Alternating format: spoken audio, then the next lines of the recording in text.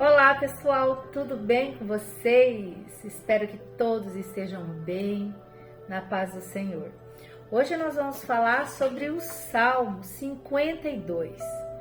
O Salmo 52 traz no seu título: O ímpio será aniquilado por Deus. Gente, é um salmo que vai nos mostrar dois lados. Vai mostrar como que a pessoa má se comporta, sabe? Vai falar claramente qual que é o caráter dessa pessoa má que gosta de fazer maldade, e vai falar também sobre a justiça de Deus, né? Então ele vai mostrar muito esses dois lados, como que é uma pessoa má diante da justiça de Deus, tá bom? Então vem comigo, fica aqui até o final. Esse salmo é um salmo de Davi. Ele foi entregue ao regente de coro para ser tocado e cantado nas congregações de Israel. Outra coisa, ele é um poema didático de Davi, ou seja, é um poema que foi escrito para ensinar. Então nós temos lições valiosas para aprender com ele, tá bom? Então, gente, antes de mais nada, vamos fazer aquela nossa oração. Vamos convidar o Espírito Santo de Deus para nos abençoar, nos ensinar, nos guiar durante essa compreensão. Então, eu te convido a fechar os olhos, a respirar calmamente. Puxa o ar pelo nariz, solta pela boca. Isso. Querido Deus e Pai, obrigada, Senhor Jesus, pela sua presença, por essa oportunidade de estar aprendendo mais e mais de Ti. Venha com Teu Espírito Santo, Senhor, sobre nós, nos dê entendimento, capacidade, Senhor. Renove a nossa mente pelo poder da Sua palavra. Coloque nos nossos corações, Senhor, entendimento profundo daquilo que o Senhor deseja. Clareia, Senhor Jesus, a nossa mente, abre os nossos olhos, os nossos ouvidos, para entender tudo o que o Senhor deseja. Querido Deus, que esse estudo seja conforme a sua vontade e não conforme a minha mente, e não conforme o que eu sei, Senhor. Que eu seja a sua voz, que eu seja, querido Deus, a portadora da sua palavra, conforme a sua vontade, Senhor. Venha com o Teu Espírito Santo e abençoe cada pessoa, Senhor, que vai estar assistindo esse vídeo. Cada pessoa que vai estar aprendendo essas lições preciosas do Senhor, Deus. Em nome do Pai, do Filho e do Espírito, eu oro. Amém. Ok, gente? Então vamos lá. Meus amados, para a gente compreender bem o porquê que Davi escreveu essa oração, porquê que ele colocou como um ensinamento, nós precisamos entender e compreender o contexto histórico. E foi o seguinte, gente, este salmo aqui, Davi ele escreve quando Doeg era um edomita, tá? Ele era um servo de Saul. Quando esse rapaz, esse servo, esse Doeg, ele corre avisar Saul que Davi estava na casa de Abimeleque, tá? Então, Abimeleque era um sacerdote. E o que acontece, né? Davi, ele estava fugindo de Saul, né? Então, ele vai para lá, onde ficavam os sacerdotes. Só que ele chega lá e ele não conta para todos que ele estava fugindo, sabe? Ele fala que ele estava numa missão, fica meio misterioso ali, que ele não podia falar, mas que ele estava com fome e tudo mais. Só que quem que estava por ali era o Doeg, e o Doeg ele vê Davi fazendo tudo, ele vê Davi conversando com o sacerdote consultando a Deus para ele, e o sacerdote entregando a espada que era de Golias também para ele, e dando comida para ele. Mas só que, o que acontece?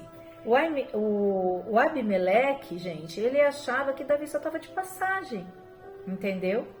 E no entanto, ele acreditou no que Davi falou, pronto, acabou. Doeg saiu correndo.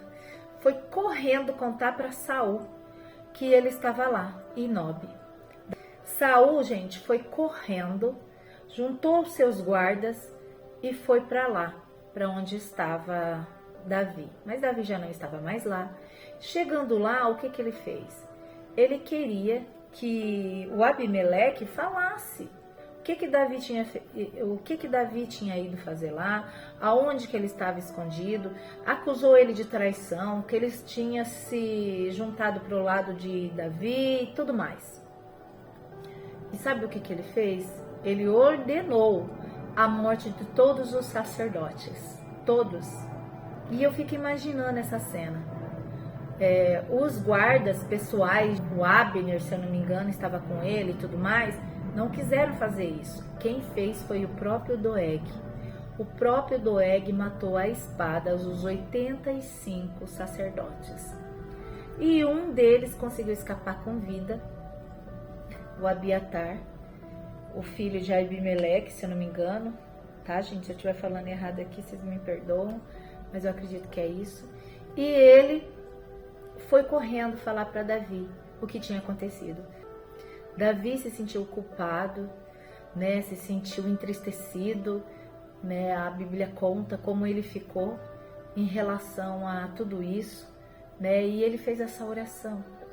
E ele fez essa música aqui, e que serve para a gente como um ensino precioso. Tá bom? Então agora você já entende o contexto de tudo que aconteceu. Então vamos lá, gente. O ímpio será aniquilado por Deus. Por quê? Ó prepotente, te vanglorias na maldade para ultraje de Deus todo dia? Engendras crimes, tua língua é lâmina afiada, é forjadora de intrigas.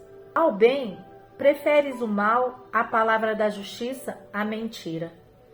Todas as palavras perniciosas te agradam, ó língua pérfida. O próprio Deus te destruirá para sempre, agarrando-te arrancará da tenda para erradicar-te da terra dos vivos. Ao vê-lo, os justos, tomados de temor, dele escarnecerão.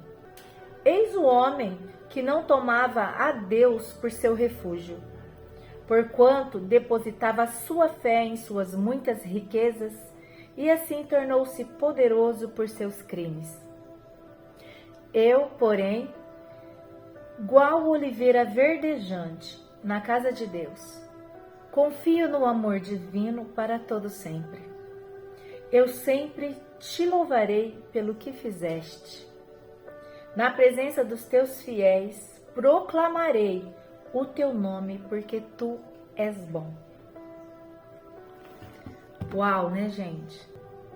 Esse salmo, gente, ele fala que a maldade terá fim e aqueles que com o Senhor andar e for justo, terá a oportunidade de se escarnecer desse ímpio, quando o próprio Deus os destruir.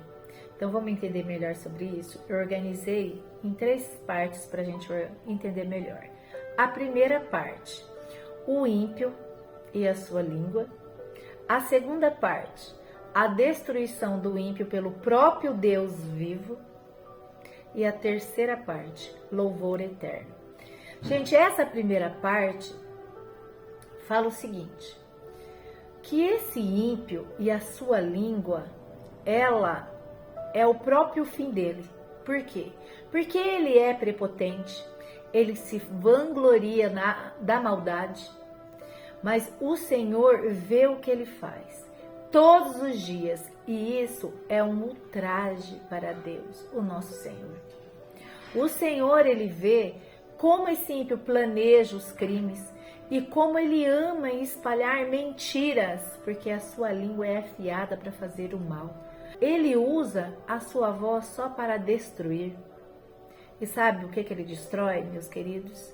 Amizades, casamentos, pessoas, porque tudo que ele fala é pecaminoso e pérfido. Igual está aqui no versículo 3, no versículo 4, todas as palavras perniciosas te agradam, ó língua pérfida. Então, gente, Você talvez até conheça uma pessoa assim, ou até já tenha passado pela sua vida pessoas assim. Pessoas que têm prazer na maldade. Entendeu? Ela tem prazer em ver o outro se destruir. Ela tem prazer em destruir o próximo. E ela não mede esforços às vezes para isso, principalmente se ela estiver ganhando alguma coisa. Se você ler e estudar 1 Samuel 21, 22, você vai entender bem quem era Doeg. Doeg, ele queria fazer o quê? Ele queria, de forma intencional, agradar o rei Saul para tirar vantagem sobre isso, sabe? Para merecer o favor do rei. E mesmo que por passar por cima de quem precisasse passar. Então tem pessoas que elas não medem esforços para conseguir o que elas querem, mesmo que elas tenham que destruir, às vezes, famílias inteiras. Não é verdade?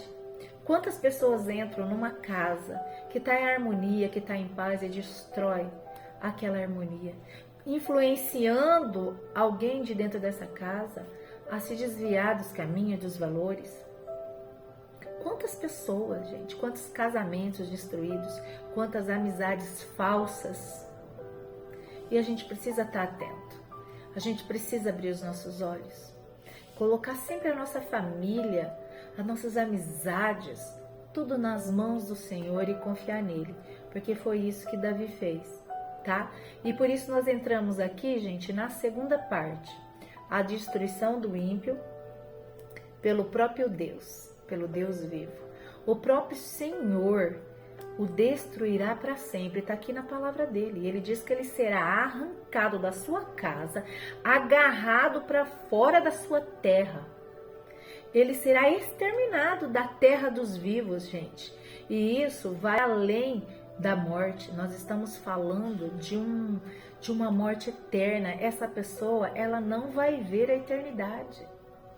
E no final, os justos poderão ver e falar a eles: olha lá o fim daquele que não confiava em Deus como seu refúgio, pois a sua confiança estava só nas suas riquezas, sabe? Só nas coisas que ele poderia ganhar. Tá aqui, gente. Tá aqui, ó. Versículo 6. Olha só. Ao vê-lo, os justos, tomados de temor, dele escarnecerão. Aí está entre aspas. Eis um homem que não tomava a Deus por seu refúgio. Porque, portanto, ele depositava sua fé em suas muitas riquezas e assim tornou-se poderoso por seus crimes. Mas a que preço? Não é verdade? A que preço? E esse, gente, é o fim dessas pessoas que têm essa língua pronta, essa língua afiada para falar mal dos outros, para fazer fofoca dos outros, para ver a destruição do seu próximo. Essa pessoa que tem a língua afiada para mentir, para inventar falso testemunho. Quantas pessoas fazem isso e acham que o Senhor não está vendo? Elas acreditam que o Senhor não está vendo, porque nem no Senhor elas creem, não é verdade? Olha o que está aqui em Provérbios 12, 2. O homem bom obtém o favor do Senhor, mas o que engendra malignidades está sobre a condenação do Senhor. Está aqui. Olha só, e ainda tem mais. O ser humano não se estabelece por meio da perversidade, mas a raiz dos justos é firme e não será arrancada. A gente aprende muito com isso, não é verdade? Os ímpios, eles colocam a sua confiança, o seu poder nas riquezas e se veem poderosos. Eles se veem poderosos quando eles realizam com sucesso os seus crimes. Mas os dias dessa maldade toda está contada para acabar. Viu, gente? E a terceira parte é o louvor eterno. Então, Davi, gente, aqui, ele se compara a uma oliveira verdejante, tá? Ele se compara a essa oliveira na casa de Deus. E ele declara o quanto ele confia no amor divino do Senhor.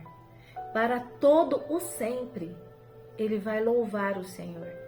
Aqui, sabe, na terra e na eternidade. E Davi, gente, ele diz que nunca se esquecerá de tudo que o Senhor está fazendo por ele e de tudo que o Senhor fez para os seus fiéis e também por ele, né? E por isso vai louvar para sempre e proclamar o seu nome, porque o Senhor é bom. Porque o Senhor é bom.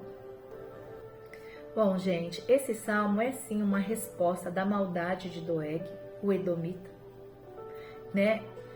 É uma resposta a toda a maldade que ele fez a todos os sacerdotes que ele matou. Mas mostra pra gente também que é a justiça de Deus, porque Davi, ele estava se sentindo seguro, como se fosse uma oliveira verdejante na casa de Deus, contando que o Senhor ia fazer a justiça dele, porque a justiça do Senhor, ela vem sobre todos nós. Todos nós. Primeiro, o joio e o trigo, eles estão crescendo juntos, não é verdade? Ou seja, o sol, ele brilha sobre os bons e sobre os maus. Mas vai chegar o momento onde essa colheita vai ser separada. Eu acredito que o Senhor já vem fazendo isso, já vem separando o joio do trigo. Resumindo, gente, a confiança de Davi é a seguinte: não importa o que aconteça, meu futuro está nas mãos de Deus. Ele acredita que nada e ninguém é capaz de frustrar os planos do Senhor na sua vida. E é isso que nós temos que ter. Nós precisamos falar e declarar assim como Davi: eu sou como uma oliveira que floresce na casa de Deus. Eu confio no amor de Deus, para todo sempre eu irei confiar. Que haja em nós essa determinação de fé e que nós tenhamos os nossos olhos bem abertos, nossos ouvidos bem atentos, para que nós não sejamos arrastados pelas mentiras e desilusões dessa vida, que a nossa mente esteja firmada na palavra de Deus, no amor dele. Coloque sobre o Senhor as injustiças que você vem sofrendo. Coloque ele como seu advogado. Descanse no Senhor. Descanse e entregue tudo para ele, que a justiça virá. Quando você menos esperar, ela estará à sua porta. Então eu espero que, assim como eu, você tenha aprendido essa preciosa lição. Não deixe de divulgar esse vídeo, de encaminhar para uma pessoa que está sofrendo injustiças. Tá bom, gente? Um beijo e até o próximo vídeo.